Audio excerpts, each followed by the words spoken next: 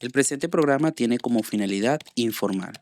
Las opiniones emitidas son responsabilidad única de quienes las emiten y no necesariamente representan el pensamiento del programa. Porque hay más de 1.000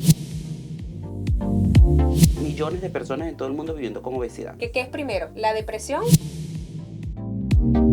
o la obesidad? ¿Okay? Es difícil a Entonces, veces. totalmente. Pero hay algo muy complejo en estos pacientes que muchos se quejan del reflujo gastroesofágico. Esa sensación de acidez, esa tos nocturna. Mito número 2, si los análisis de sangre salen bien, puedes tener obesidad y estar sano. Este programa es presentado por Laboratorio Clínico La Viña, Laboratorio Clínico La Trigaleña.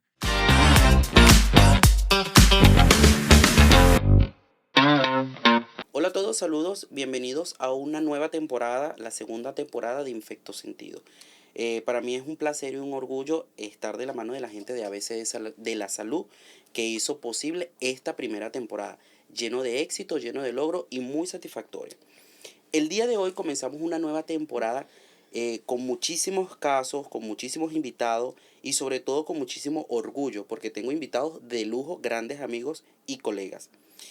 Hoy nos va a acompañar una gran invitada donde vamos a abordar un tema bastante interesante que es la obesidad, definiendo la misma como un problema grave de salud pública y sobre todo estamos frente a una pandemia no transmisible y eso lo tenemos que tener en cuenta. El día de hoy nos acompaña una gran amiga, la doctora Belkis Gabriela Ramírez. Ella es médico cirujano egresado de la Universidad de Carabobo. De igual manera hizo su posgrado en medicina interna en dicha casa de estudios. Actualmente ejerce en el Policlínico Valencia y en el Hospital González Plaza. Es miembro activo de la Sociedad Venezolana de Medicina Interna. Para mí es un honor y un placer tenerte en este primer capítulo de la segunda temporada de Infecto Sentido. Bienvenida, Gabriela. Gracias, Leo, por la invitación. De verdad que estoy súper agradada. Bueno, tú aparte de ser un gran amigo, eres un gran colega. Y bueno, sobre todo para abordar ese tema tan interesante que está siendo tan controversial y que tiene unas actualizaciones increíbles este año. Sí, fíjate, algo bastante interesante y es que conversar de obesidad es un tema muy importante ya que genera bastante complicaciones hoy día y sobre todo desde el punto de vista metabólico de muchos pacientes. Pero si nosotros nos vamos a comprender mucho más allá de lo que es hablar del tema, ¿cómo definiríamos, doctora, la obesidad?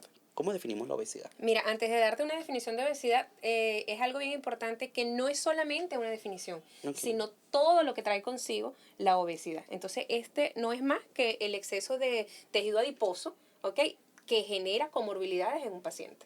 Ahora, desde el punto de vista clínico, cuando te llega a ti ese paciente que está en sobrepeso, que tú le planteas que mira, sí, verdaderamente tienes un índice de masa corporal bastante elevado y cumples con criterios clínicos para plantear una obesidad, ¿cómo lo abordas? ¿Qué es lo primero que tú haces y qué solicitas y qué le decimos a ese paciente? Porque mucha gente dice, conchale, estoy obeso, estoy gordo, ¿qué voy a hacer? ¿Okay? ¿Cómo Claro. lo abordas? Bueno, principalmente hay que tener un historial del paciente, ¿ok? Okay. Desde cuando él tiene un peso elevado, ¿ok? Hay medidas antropométricas que se utilizan en el consultorio, como Okay. la medición de la circunferencia abdominal, Perfecto. ¿ok? Antes, la Organización Mundial de la Salud utilizaba un esquema que era el cálculo de índice de masa corporal, Okay. tanto para determinarla como para clasificarla, ¿ok? Entonces, esto ha cambiado un poco, es algo de lo que te vengo a comentar el día de hoy. Esto ha cambiado un poco a medida que pasa el tiempo, pero sigue siendo y el estudio de la parte lipídica del paciente. Entonces, vamos a concentrarnos en lo que es el peso, índice de masa corporal, medición de circunferencia abdominal, Okay. y bueno, y por supuesto otras medidas especializadas antropométricas que se utilizan desde el punto de vista de nutrición. Sí, fíjate que es bastante interesante la situación.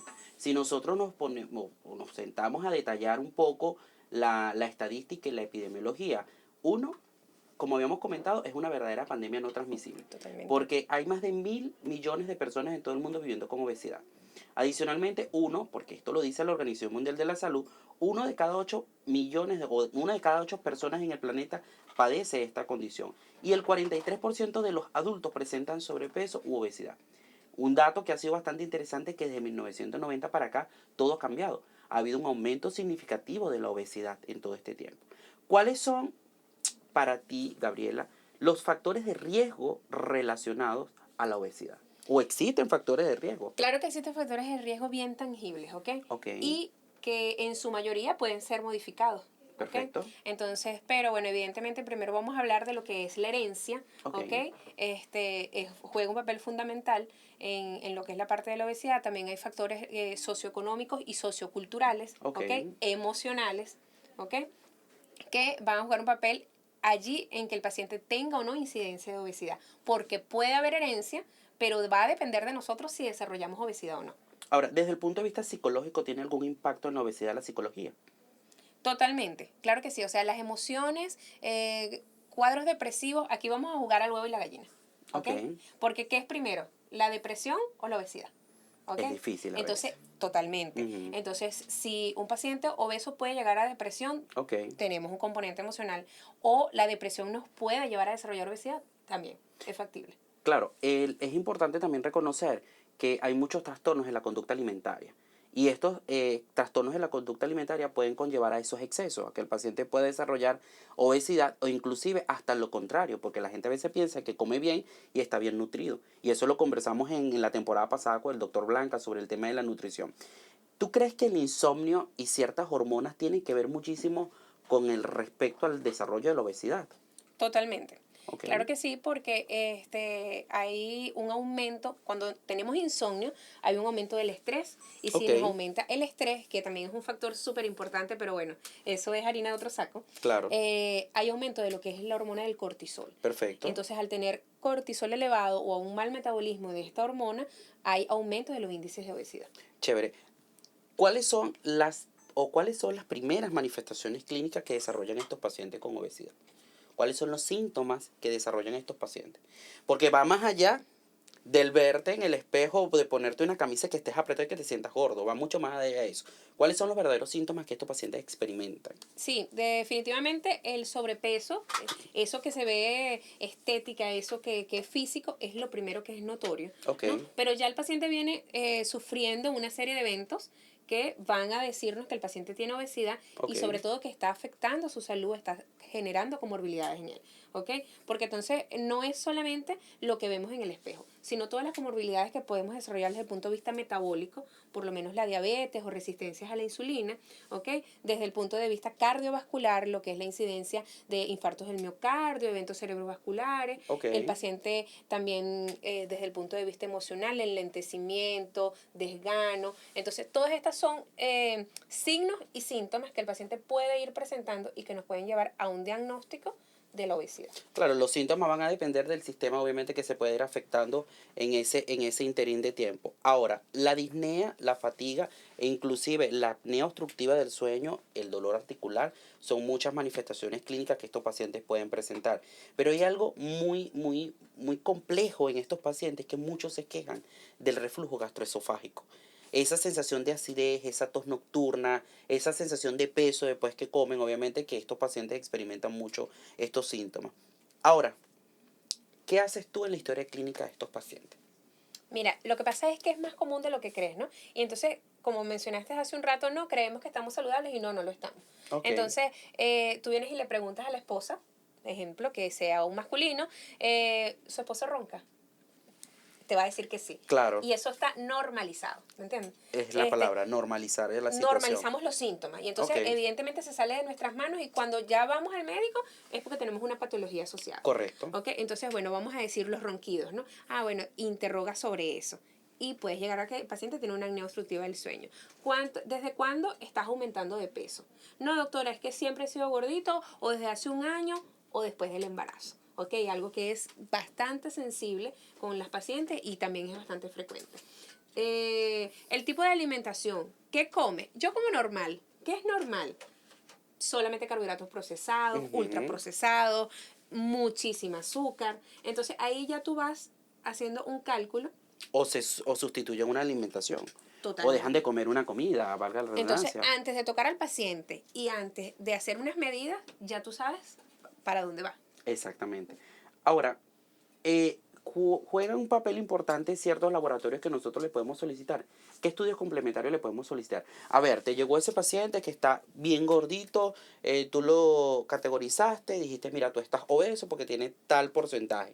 ¿Qué estudio nosotros? Ok, ahora vamos a solicitarte ciertos estudios de laboratorio. ¿Qué le pedimos, doctora, a Bueno, estos pacientes? primero la parte básica, ¿no? Ok, En donde tenemos estudios de hemograma. El hemograma es siempre fundamental ok, porque lo que hemos venido mencionando, el paciente puede estar con una hemoglobina baja y está gordito. ok, ¿Ok? perfecto. Entonces un hemograma es algo primordial. El estudio de la parte lipídica, triglicéridos y colesterol, porque estos también nos van a dar idea del factor de riesgo cardiovascular que tenga el paciente. Perfecto. La parte hormonal, súper importante y tenemos ahí bastante leña que cortar, ¿no? La parte del perfil tiroideo, importante porque si no tenemos un buen metabolismo, Ok, evidentemente vamos a parar en obesidad.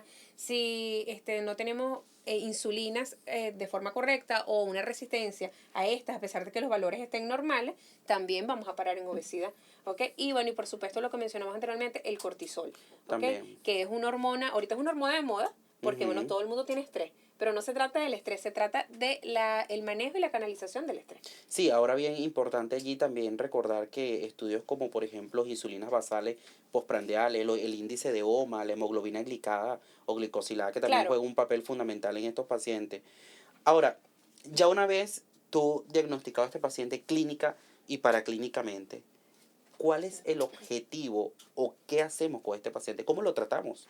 mira, el objetivo pudiera ser tácito, ¿no? Ok, Pero no lo es. perfecto. Porque no es solamente que el paciente disminuya de peso, y a eso se dirigen las nuevas guías. Ok, ¿Ok? Es ahí donde la ADA, la Asociación Americana de Diabetes, y la Asociación Europea para el Control de la Obesidad, nos hablan de lo que es la incorporación de algunos medicamentos que no solo van a disminuir el peso, un porcentaje, ok, ¿ok? Que es un porcentaje bastante amplio, entre 10 y un 20%, sino de cuidar los sistemas, no se dañen con la obesidad.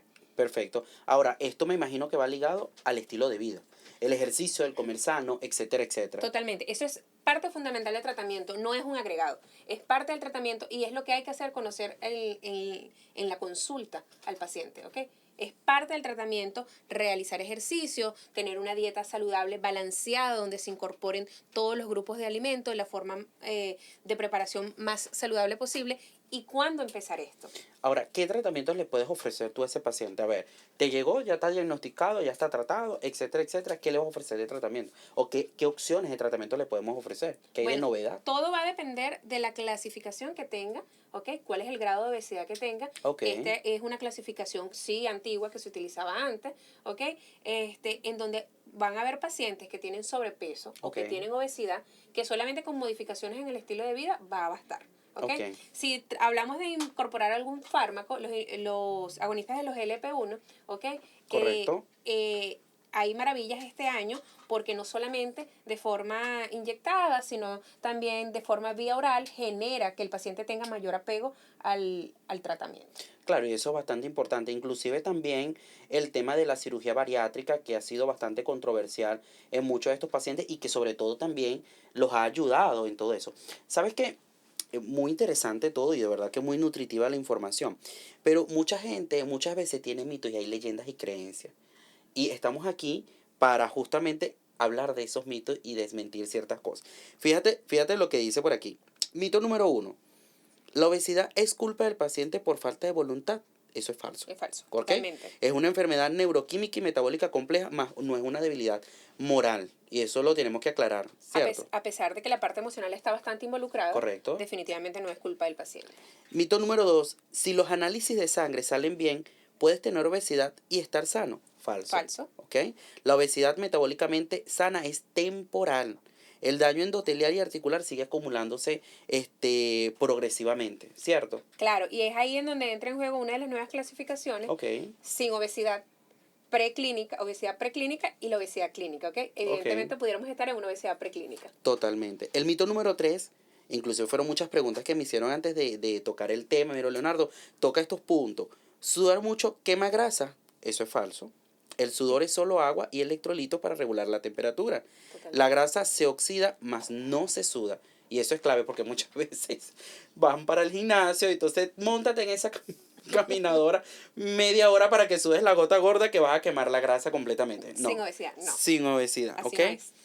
Otro mito, los nuevos fármacos para bajar de peso son mágicos y estéticos. Falso, totalmente. Son herramientas médicas serias para tratar una enfermedad, ¿correcto? Sí, y son bastante útiles, ¿ok? Lo que es la semaglutida y la tirzapatida siguen siendo punteros, ¿ok? Primera elección para el tratamiento de la obesidad. Sin embargo, necesitamos una orientación médica y una vigilancia médica estricta, Ok. ¿ok? Y por supuesto evaluar todos los efectos adversos y mantener este tratamiento en el tiempo para evitar efectos rebotes. Claro, ahora, si hay una forma de prevenir este tipo, así como se previenen todas las enfermedades, hay una forma de prevenir la obesidad.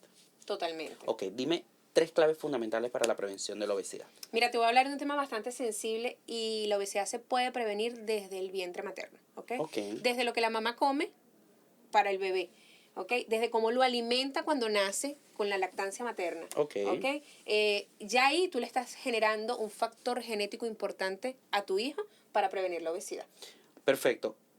Hay formas básicas y claves o recomendaciones que nosotros le podemos dar a las personas cuando tienen obesidad. Dime 3 cosas que nosotros le podemos decir a una persona que está obesa, que sabe estar obesa, pero que va a estar mejor. ¿Qué le podemos decir? Bueno, Uno, uno, incorporar el ejercicio diario, perfecto. moverse, movimiento, 2, alimentación saludable, ok. Y ¿ok? 3, Eh, el tratamiento, que es clave, y el seguimiento por parte de nosotros como especialistas. Totalmente, pero entonces evidentemente sabiendo en qué posición estamos. Perfecto. ¿Ok? Es un tema bastante sensible, es bastante difícil porque Total. a las personas no les gusta que le digan que están obesos. Y cuando estamos frente a las personas que están o que están obesos y que tienen sobrepeso y que tienen factores de riesgo para el desarrollo de muchas complicaciones, es bastante sensible ese punto, ¿ok? Hoy conversamos en nuestro primer episodio de la segunda temporada con la doctora Belkis Gabriela Ramírez, médico internista, sobre un tema bastante interesante que fue la obesidad. Gracias, Gabriela, por acompañarnos el día de hoy. Gracias a ti por la invitación y bueno, siempre a la orden. Chévere. Nos vemos en un segundo episodio donde vamos a seguir conversando y vamos a hablar sobre un tema bastante interesante con una invitada muy especial. Nos veremos en nuestro próximo episodio. Este programa fue presentado por Laboratorio Clínico La Viña, Laboratorio Clínico La Trigaleña,